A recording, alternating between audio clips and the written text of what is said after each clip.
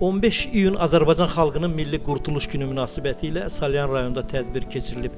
Tədbirdə Salyan rayon İcra Hakimiyyətinin başçısı Rüstəm Xəlilov, hüquq mühafizə orqanlarının əməkdaşları, müxtəlif idarə və müəssisə rəhbərləri, ziyalılar və ictimaiyyət nümayəndələri iştirak ediblər. İştirakçılar əvvəlcə ümummilli lider Heydər Əliyevin abidəsini ziyarət edib, onun xatirəsini ehtiramla yad ediblər. Daha sonra tədbir İcra Hakimiyyətinin inzibati binasında davam edib və dövlət himninin səslənməsi ilə açıq elan olunub.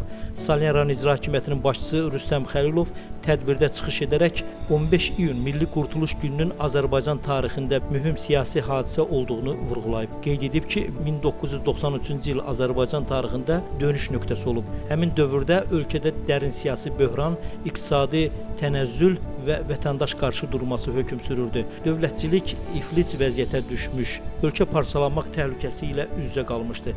Məhz belə ağır bir vaxtda xalqın təkidli tələbi ilə Ulu Öndər Heydər Əliyev hakimiyyətə qayıtdı və qısa müddətdə Azərbaycan xaosdan, anarxiyadan xilas edərək stabillik və inkişaf yoluna çıxardı.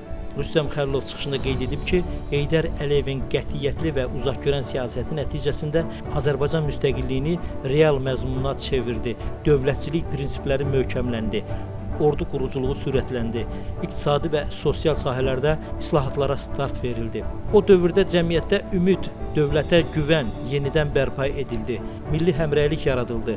Bütün bunların təməlində isə Heydər Əliyev kimi böyük dövlət xadiminin siyasi iradəsi və xalqın birliyi dayanırdı. Digər çıxışçılar, ziyalılar və ictimaiyyət nümayəndələri də həmin dövrün çətinliklərini, Ulu Öndərin siyasi iradəsinin dövlət quruculuğundakı rolunu vurğulayıblar.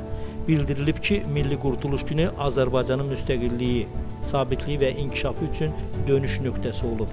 Tədbirdə Prezident İlham Əliyevin rəhbərliyi ilə Heydər Əliyev siyasi kursunun bu gündə uğurla davam edildiyi və Azərbaycanın regionda nüfuzlu dövlətə çevrildiyi vurğulanıb.